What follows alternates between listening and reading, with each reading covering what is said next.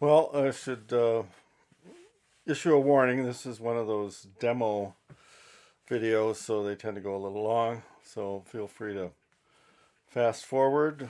I play fragments of a couple tunes. What I have here is the Hora Octave Mandolin that I bought a few years ago.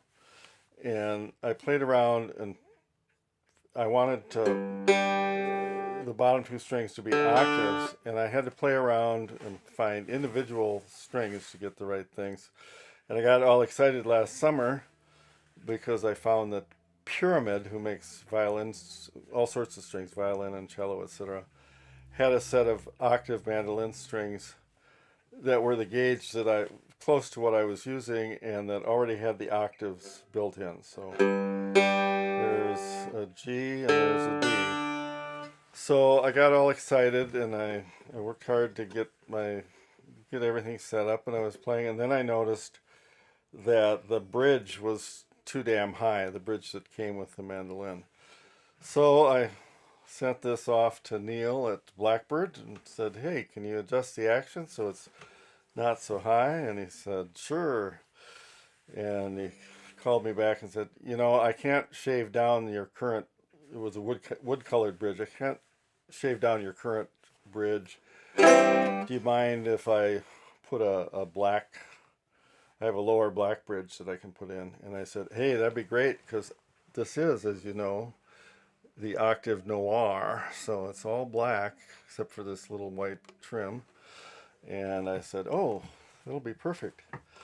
And so he did, and I just got it back today. My son brought it over. So it was pretty well in tune. I tuned it up a little bit, put the strap on. I got a capo, which I don't use much, but you can capo it up. And the main thing I've been using it for is I go to this camp where we do dance music, and often the other instruments are flutes and whistles and violins, and they're all pitched high, and I usually play mandolin.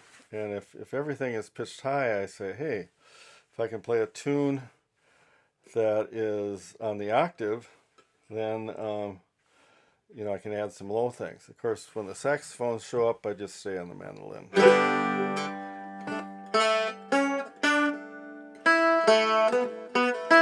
So here's I'll attempt one of the tunes.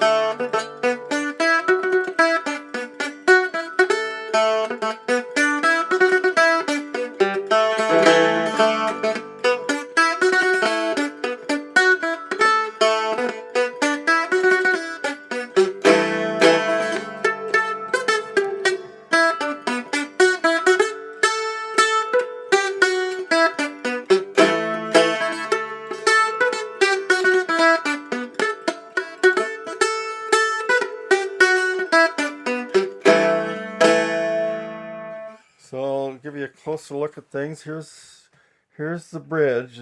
It's black, and here's the action at the. I don't know if you can see the action, but it's slow. It was like quarter. I mean, it was way high. So that's fixed, and then up here is where the tuners are, and I got a strap on it. I like an armrest, so I got a black armrest. Um, that's it. And here's what it's especially good for chording, because you got those extra high strings.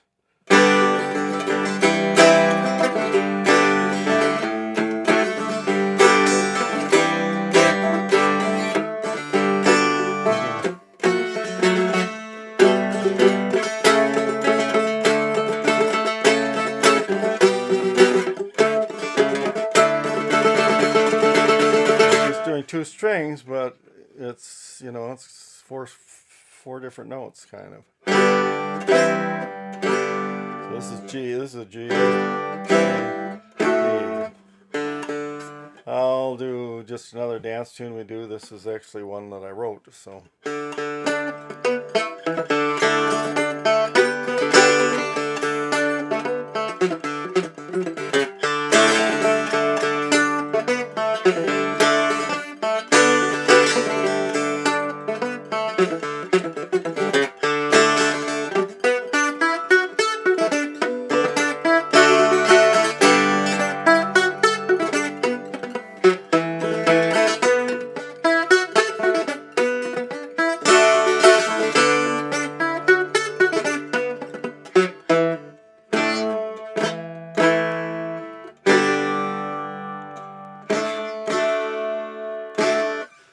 And I think that's about it. Just another note. This was when I was thinking about getting an octave mandolin. I said, well, you know, a lot of them were quite expensive, and I said, well, these Hora ones are made in Romania, but they're solid spruce and solid maple back and sides. So I said, well, I'll take a chance on that, and it was, not right around $200, not, instead of 800 or 8,000, you can pay that much for it. So I said, well, I'll try it out, and then if I like it, I'll spring for one of the more expensive ones. Turns out once I got the right strings on it, it just sounded fine, and you can hear it. It's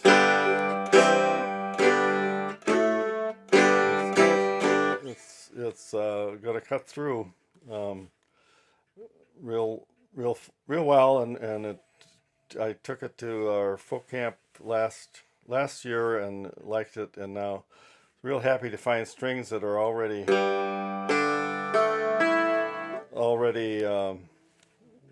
have the octave and are the right gauge, and now Neal set it up so I can play. I don't play up here very often,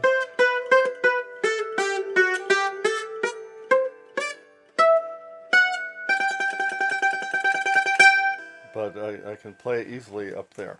Anyway, that's a review, and thanks to Neal at Blackbird Music for getting this all set up, and I'll probably record a couple videos down the road. See you later.